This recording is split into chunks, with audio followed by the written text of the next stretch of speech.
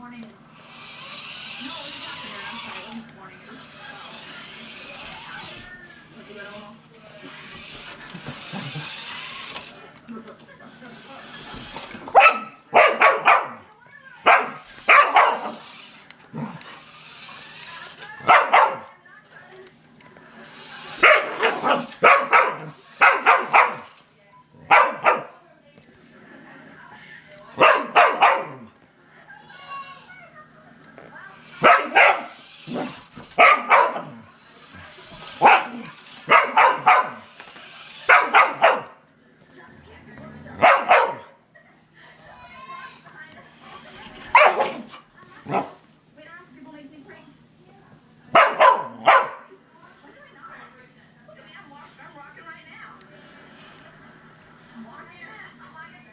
'Cause I know I'm not a perfect guy.